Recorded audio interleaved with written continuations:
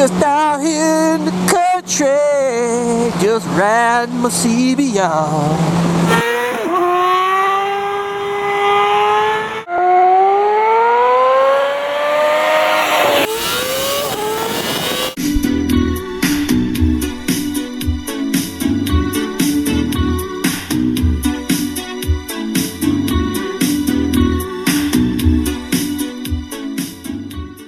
Hey guys, I decided to switch back to my old OEM gas cap because I like the key locking feature. This is excellent because it prevents people from tampering with your gas. As you can see here, I decided to Plasti dip it matte black. If you want to do this yourself, just wet a piece of paper towel and take pieces of it and shove it down the screw holes. That way you won't get any Plasti dip in the screw holes, and the Plasti dip will not adhere to the paper towel. And if you want to, you can also go ahead and put a piece of blue painter's tape or masking tape over the keyhole just to ensure that none gets in there, and around the bottom as well. Really, it's unnecessary, but I just wanted to make sure. Here's the final result. As you can see, it looks fantastic. It's matte black. It's going to be durable, and it looks great to me.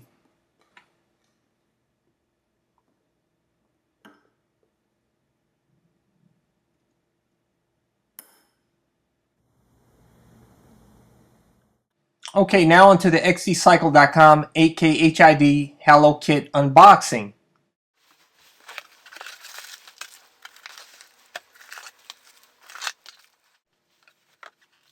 Here's a projector. As you can see, it has a halo attached at the top. The bulb was already included inside.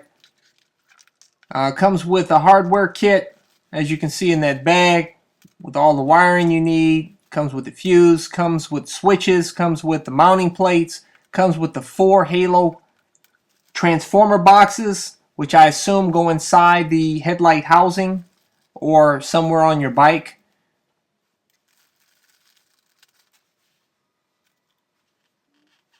And here are the 2 ballasts that will be installed on your bike somewhere. And that's it. Hey guys, I just want to give you an update. I decided to cancel the HID Halo modification project for my 2008 Honda CBR 600RR, and I just want to give you the pros and cons how I came to this decision. First off, the pros, the HID Halo system looks really cool. You see it on some of the high-end cars. A lot of you guys are doing this modification to your sport bikes. I've seen a few sport bikes out on the streets with this system, and it looks fantastic, and that's one reason why I wanted to do this modification. Also, you get better lighting at night with the HID lights. I'm already familiar with it. I have it on the Lexus RX 330, and I had it on a previous car, the Lexus SC 400 that I had in the past.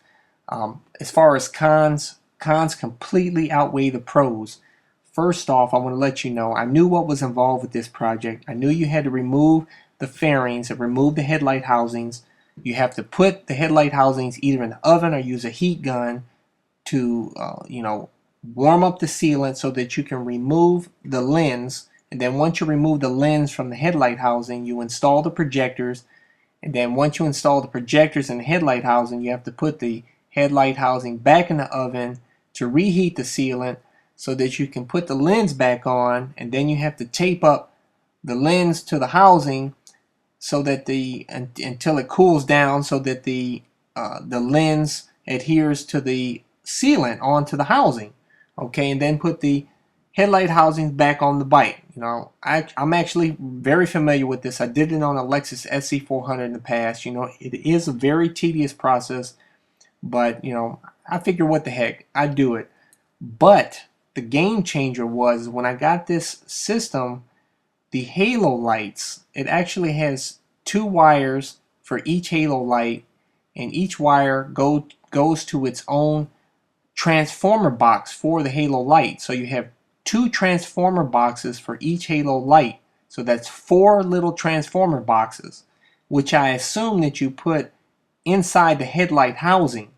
And then I was trying to figure out, how am I going to install this in the headlight housing? Am I going to just put it in back of the bracket behind the projector? Or do I use double-sided tape and adhere the 2 boxes maybe on the bracket? But then if it heats up, obviously it's going to be hot inside the headlight housing when the lights are on, and that could possibly make the double-sided tape ineffective, thus, the two boxes, falling to the bottom of the headlight housing. And then when you go over bumps, you got, obviously it could, jar inside the headlight housing and possibly maybe damage the system. Okay, so if you don't install the transformers inside the headlight housing, then you have to put them on the bike somewhere. And mind you, you also have the two ballast boxes, one for each, projector that you have to install on each side of the bike. So that's 6 boxes you would have to install on the bike. And mind you, I don't know if you guys are familiar with the 2008 Honda CBR 600RR, but underneath the fairings, it's very tight down there. You can barely get a wire, added to the system, let alone adding 6 boxes. So, and also you got the weight of everything, the projectors, the 6 boxes and everything, and it's just, and also the transformers have to be powered directly from the battery. So you have to wire it directly from the battery, and it's attached to a switch. So, but, if you leave the switch on, it could actually run down the battery and you'll end up with a dead bike. And I know a lot of you guys will say, that you can bite into the electrical system, like bite off the starter, so that when the bike is turned on, you'll have power. When you turn the bike off, it'll completely shut the power off, so you don't have to worry about it draining on the battery. However, I don't like to mess with the electrical system like that, because, if you run into any problems with the electrical system, man, you got problems. You don't want to have electrical problems with a motorcycle, I'll tell you. And it can get very costly, and a lot of guys end up getting rid of the bike, and I didn't want to go there. And it really wasn't worth it to go through all of this, just for a cool look. And also, what if one of the halo lights go out?